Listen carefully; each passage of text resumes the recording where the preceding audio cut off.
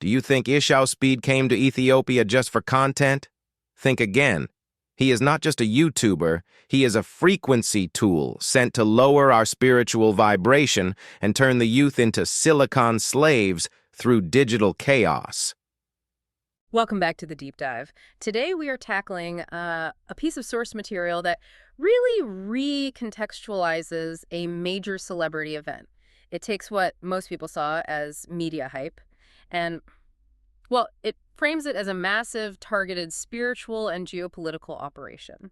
We are diving into the analysis from Yamariam Menged Media, and it's all about the high-profile visit of the YouTuber IshowSpeed to Ethiopia. Right. So the popular narrative was, cultural exchange, entertainment. But this source sees the entire thing as a planned, calculated infiltration. And that's our mission today. We're going to unpack their specific, and I have to say, very highly charged claims. And just to be clear before we jump in, we're reporting on the viewpoint put forth by this source. We are not endorsing its claims, but we're here to break down its really unique interpretation. And that interpretation starts with a pretty aggressive core thesis. The source argues that IshowSpeed is not an entertainer at all. He's a functional frequency tool. A vibration instrument. Exactly. An instrument of what they call the system. So our goal is to detail exactly how they allege this tool operates. Okay, so let's start with that foundational argument. The source sets the stakes with this metaphor, stating, a thief only robs someone holding gold. Right. And if IshowSpeed is the thief, then Ethiopia must be holding the gold, the spiritual treasure. Why Ethiopia, though? They believe it's a target because of its deep spiritual heritage.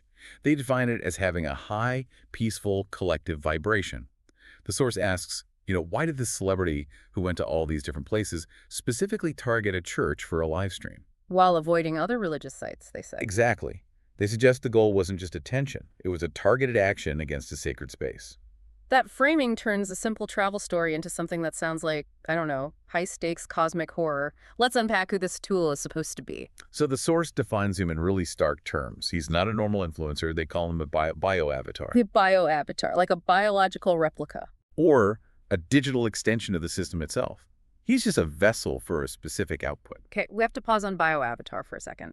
That's next-level sci-fi.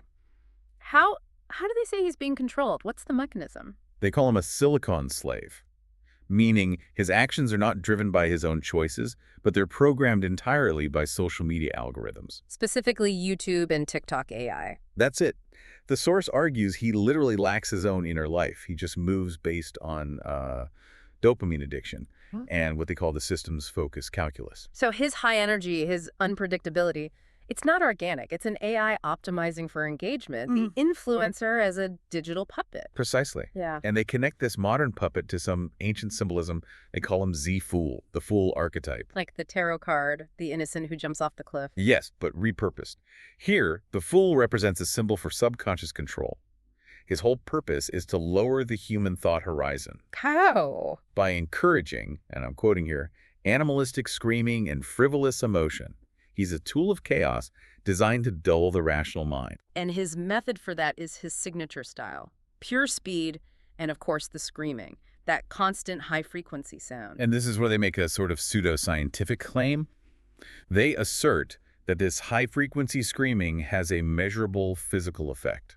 What kind of effect? It can dull the human brain's frontal lobe, the part responsible for logic, reason, morality.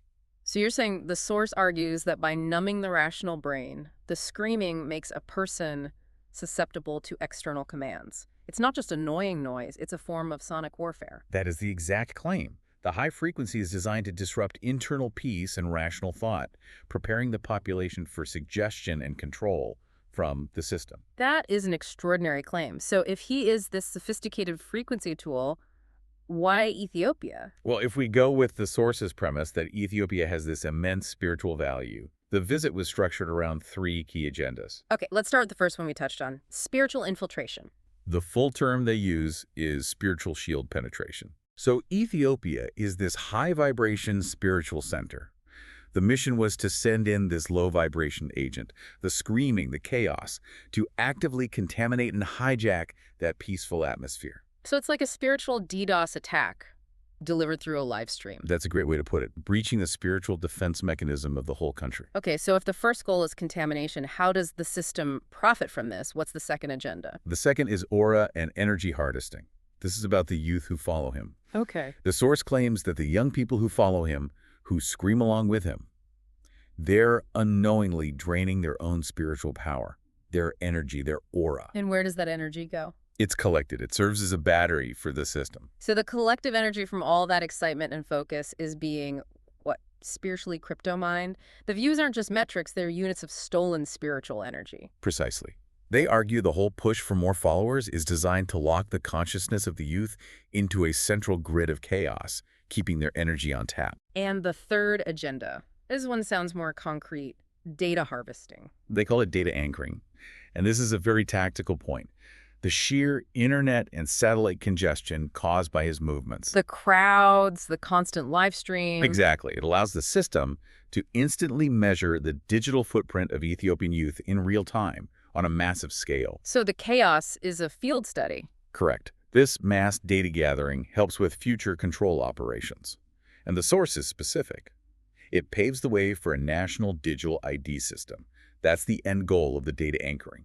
Let's go back to that first question then, because the source focuses so much on it. Why the church? What was the hidden agenda behind him going into a sacred space and turning it into content? They analyze this as a critical part of the operation. 3 specific purposes. The first is the desensitization of sanctity. Meaning he wasn't there to pray, obviously. Right. He used a sacred place as a stage for digital spectacle. The goal is to destroy the fear of God in young people by mixing the holy with common low-vibration entertainment. It breaks down the distinction between the sacred and the profane, which they say breaks the defense mechanism of consciousness. What's the second purpose? Vibrational conflict. When the silence and high spiritual vibration of the church clashes with his screaming in digital days, Right. the system uses that situation for signal jamming, to intercept the spiritual atmosphere with digital waves. A deliberate attempt to spiritually overwhelm the environment. And the third? This one sounds more like a sociological critique. False messiah practice. They call it a consciousness training exercise, the sight of thousands of people following a person of, in their words, no value just because he's famous. Following him like a god? Yes. Yes. That's interpreted as training. The source says this practice prepares the public to easily submit to a future beast's leader or Antichrist. They're being primed for obedience. That's an incredible claim, that modern celebrity worship is just a dress rehearsal for spiritual servitude. So if he's just the puppet, who are the puppet masters? The source is very specific here. They name 3 controlling entities. Okay, let's start with the direct controller you mentioned earlier. Entity 1, the Beast AI. They identify this as the central, non-human AI that governs YouTube and TikTok. The AI rewards his chaos instantly with more views, more visibility, which reinforces the programming cycle. So the algorithm itself is the master, and the human forces. Second, they name the global entertainment mafia. These are organizations created to hijack human minds with obscenity and vanity.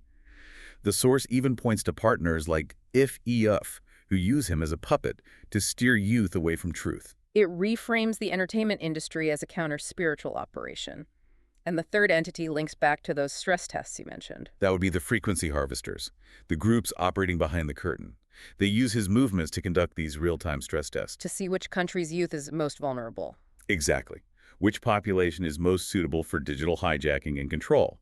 They're field testing vulnerabilities worldwide. That is just an incredible way to connect all these dots. High-frequency noise, ancient archetypes, spiritual theft, AI control.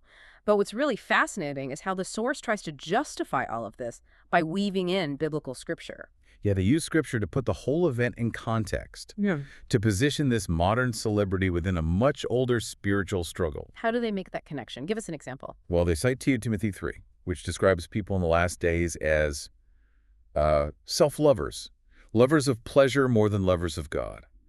The source uses this to define IshowSpeed and his followers as the physical manifestation of that. And what about the tech, the broadcasting power? That's linked to Ephesians 2.2, referencing the prince of the power of the air. The source directly connects IshowSpeed's power, the waves, the internet, to the tools of that prince. They also bring in Matthew's gospel To do what? to warn the youth against being deceived by looking for truth or blessings in places of chaos, like the desert of digital noise. And his huge fame is interpreted through the book of Revelation. Yes. His immense digital following, these great signs of fame, are seen as him pretending to have a divine power, a prelude to the great signs that deceive. And they wrap it up with Proverbs 14. The simple believes every word, but the prudent considers his steps. A divine recommendation to look deeper. Exactly, to examine his true course of action, not just his fame. After all that, the source shifts to what they call their 6 operational proofs. Evidence the agenda worked. Let's run through them. First, dopamine hijacking. Well, the proof. Kids were glued to screens for hours, their minds dulled like a narcotic. Second, vibrational distortion. Proof. In the areas he visited, the collective mood instantly shifted from peace to animalistic screaming. Third, data harvesting. Proof. His live stream delivered millions of Ethiopian geolocation data points to foreign companies. Fourth, value erosion. The proof was his show in the church, which visibly lessened its sanctity in the eyes of his young followers. Fifth, algorithmic push. Proof for that was the immediate, massive global media coverage. They say it was a pre-planned media blitz. And the final one, practice for servitude. Their proof for that was seeing youth suffering in the heat and chaos, just to see him. They argue this proved to the system how quickly the public would line up for the mark of the beast. Wow. So the source concludes with this chilling judgment, that he is the foreman of digital darkness, and following him is voluntarily giving your soul to the system's vibration, which leaves us with their solution. The prescribed solution, credited to the author Johannes Abnet Agumaz, is a spiritual discipline. Rigorous digital fasting, a complete avoidance of chaos, and a conscious return to the quietness of the heart, which they link to the peace found in the Orthodox Tewahedo Church. So seek that inner peace as a countermeasure. Beyond the specific religious context of this analysis, this deep dive raises a really relevant question for you, the listener. We heard the source analyze the dangers of low vibration chaos and constant digital noise. So what digital disciplines, a modern, maybe secular form of digital fasting, could any person adopt right now to protect their own consciousness and intellectual clarity from the relentless, screaming distractions of the digital world? Something to think about as you navigate that landscape, whether you see it as entertainment or something much more controlled